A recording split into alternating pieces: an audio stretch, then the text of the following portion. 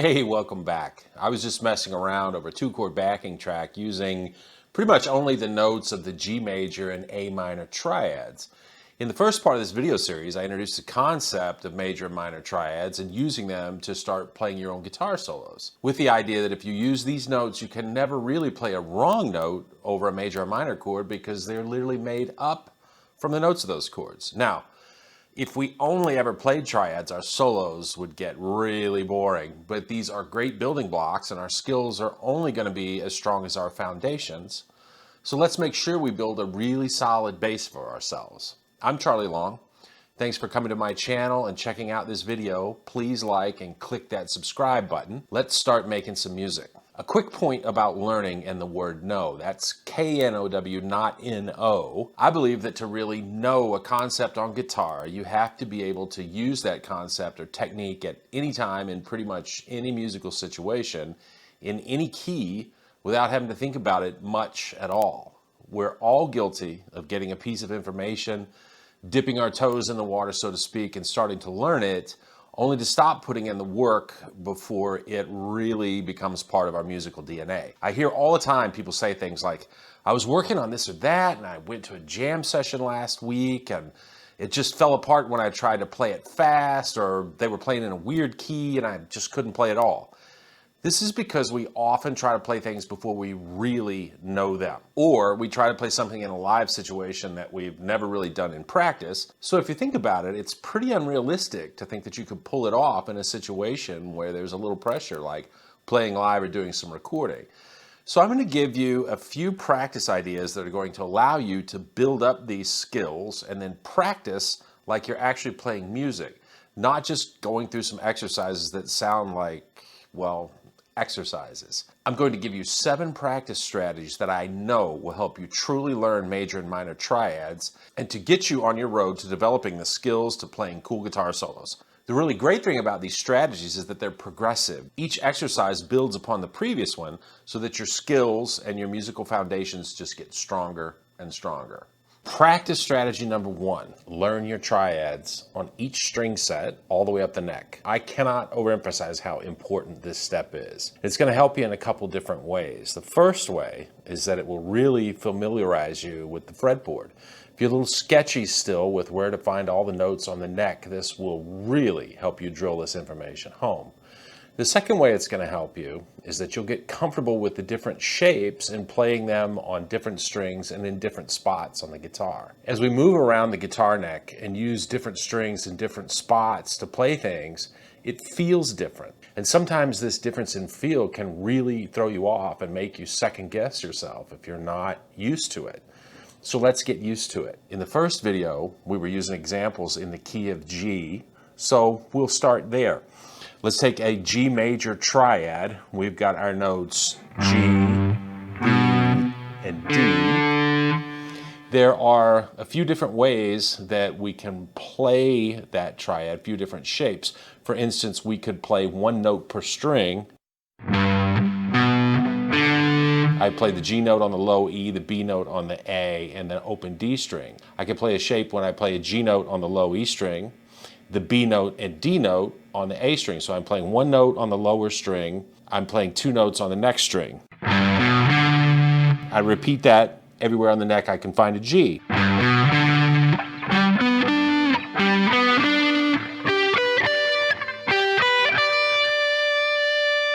I've also got a shape where I play 2 notes on the low E string, the G and B, I play the D on the A string. I can repeat that shape all over the neck.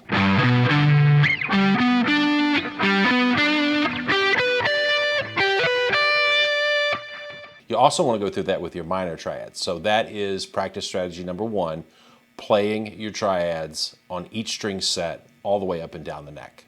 Practice strategy number 2, learn the inversions. Another crucial thing you have to get into your mind and under your fingers is triad inversions. An inversion is nothing more than the notes of a triad played from a different starting point. When we learn our triads, we usually learn them starting on the 1 or the root note. This is the root inversion, and it goes 1, 3, 5. In the key of G, we would play a G note, which is our root, or the 1, B note, which is our major third, D note, which is the fifth. We can move up to the B note, which is our major third, play that note first, then our D note, or the fifth, then our root. That's called the first inversion. If we move up to the D note, which is the fifth, play that note first, and then the 1 and the 3, that is called, wait for it, the second inversion. And you want to learn to play all these inversions on all the different string sets all the way up the neck, just like in our first exercise. And now you're really expanding your fretboard knowledge. Starting on these different notes also changes the sound of the triad. We'll talk more about this later, but I will say now that the note that you start a phrase on can make a massive difference in your ability to create an emotion with that lick or phrase. So this is really important stuff. So playing your triads all the way up the neck and across the string sets sounds something like this.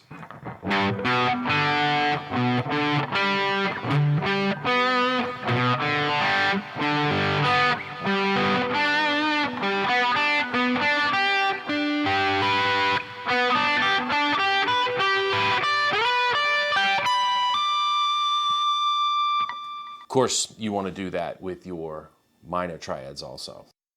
Practice strategy number 3, playing your triads through all 12 keys using the circle of fourths.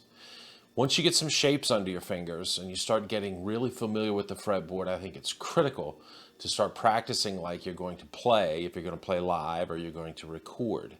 And that's to start moving through the different keys on the fly with these shapes. All too often we practice playing something in the same key over and over and over. But when we play music, the chords change. And if we're going to be really good at playing solos, we have to be able to change our ideas as those chords change. The best way I know of to really get familiar with this is to play your arpeggio shapes through the circle of fourths. The circle of fourths or fifths is like the clock of music. It shows the relationship of the 12 key signatures. For our purpose here, we're going to pay attention to the 12 keys as we go around the wheel counterclockwise. If we start on C, the next key is F, then B flat, then E flat, and so on. And this is the way I want you to practice. Start down at the first few frets. You can even use open strings. Find a C major arpeggio. And I'm going to play mostly on the lower string. So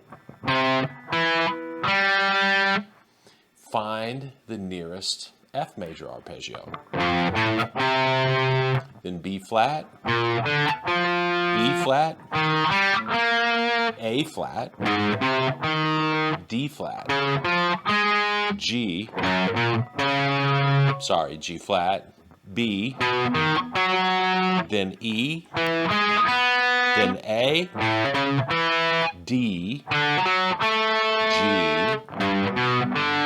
Now we're back to C, but when you get back to this next C, move up to the next position. I'm going to play a C major triad, starting with the C note on the A string at the 3rd fret. F, B flat, E flat, A flat, D flat, G flat, B, E, A, D, G. Now I'm all the way up. I could play a C triad starting at the 8th fret on the low E string. F, B flat. We go on and on and on all the way up the fretboard. You can start to move across the string sets like we did in our other exercises. And of course, once again, you want to play this with your minor triad arpeggios also. I want to say this stuff is not easy, and I'll tell you right now, it's going to frustrate you, but this is the way real music moves and is played. You've got to practice in ways that will translate to playing live and recording, and I know you can do it. Practice strategy number 4, learn your triad shapes over 2 octaves or more. The next practice strategy involves expanding the shapes that you're playing, stretching them out across 2 octaves, which means we're just going to move through the intervals 1, 3, 5 twice. Let's start with G major. We play in the open position, G, B, open D, there's an open G, open B, D at the third fret of the B string, or back to G at the third fret. We could play it in the third position. G, B, D, G, B, D, G, B. We could move up to our first inversion at the seventh position. So we played B, D, G. Here's another B, D, G. Here's another B. D at the 10th fret of the high E string. And we can go on and on and on. Now, there are obviously charts you can download. If you want, email me, I'll send them to you. But for the purpose of this exercise, I think it's so important that you work out these arpeggio shapes on your own. Challenge yourself a little bit. The information will imprint on your mind in a different way. Once you're getting comfortable with some shapes, start to play them to a beat. Once you're getting comfortable with that, start to play them through the circle of fourths. And now we're really starting to do something pretty great. Let's keep going on to strategy 5. Practice strategy number 5. Play your triads with different rhythmic subdivisions. One of the musical elements that makes solo sound really interesting is the ability of a player to move in and out of different subdivisions of notes, or to divide a beat into different note values, sometimes in the same phrase. For instance, if we're playing in 4/4 time, a quarter note takes up a whole beat. An eighth note cuts the beat in half, a quarter note triplet splits it 3 ways, a 16th note splits it 4 ways. Great improvisers don't just play one subdivision of a note, they mix them up. Sometimes they play fast, sometimes they play slow. And mixing something like triplets with a straighter feel of 8th notes or 16th notes has a fantastic effect. So try practicing like this.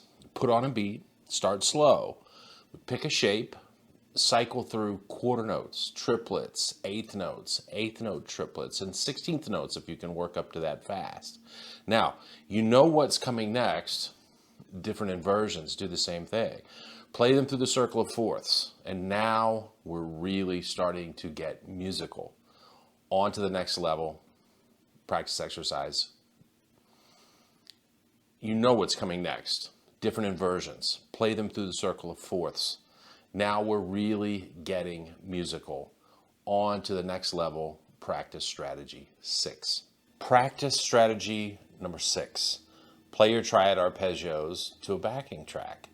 In the intro to this lesson, I was playing over a simple 2-chord backing track. The chords were G major and A minor.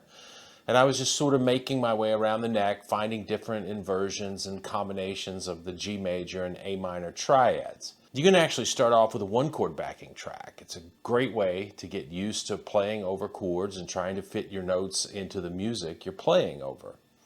Couple of things. Number 1, have fun. Just start messing around with the timing of what you play. Number 2, start to add a little phrasing, some vibrato, some bends and slides. This is the basis of improvising. Every time you try something different, you learn. So try lots of different things. On to the last practice strategy, which is a special bonus practice strategy that I know you'll get a lot out of. Practice strategy 7, our bonus strategy, something I have come to call triads plus 1. As I have listened to and learned from some of the guitarists I really love, guys like, say, Steve Lukather or Andy Timmons, really melodic rock players who also have amazing technique when they want to, I started to notice something. 1, they use triads a lot.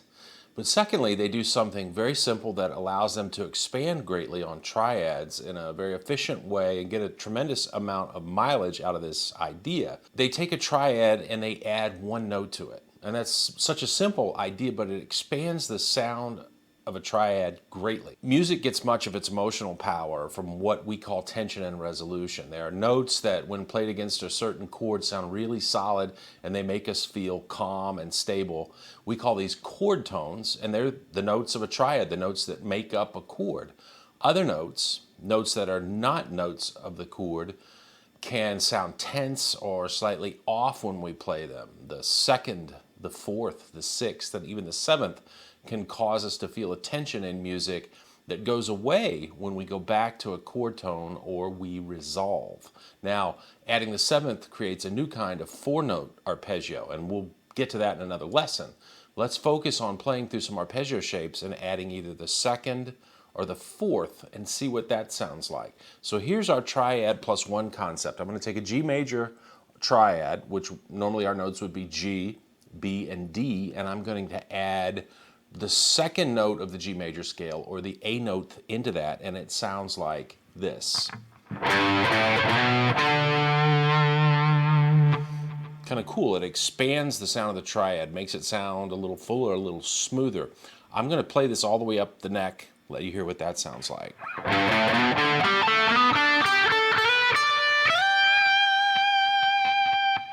It's a great sound, and it also allows you to stretch out your lines a little bit because it gives you a little more music to play. Now, I'm going to use the fourth note in the G major scale, C. I'm going to add that in, and I'm going to descend from the G note at the 15th fret on the high E string. Let you hear what that sounds like. So here's our triad plus one. I'm adding a C note in.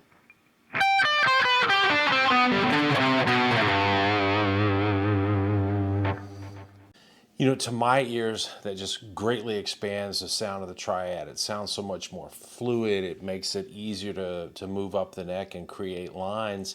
And I want to play for you a practical, real-world example by one of my favorite players, Andy Timmons. Andy did an amazing record a few years ago. He redid the Sgt. Pepper record with just a guitar trio, and it was fabulous. But one song in particular comes to mind. It was called She's Leaving Home. And the song, the chord structure starts out in the solo section. It's an E major chord, a B minor chord, F sharp minor,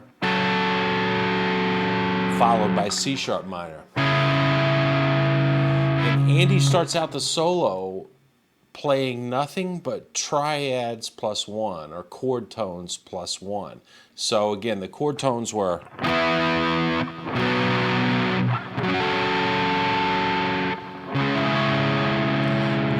he plays something like,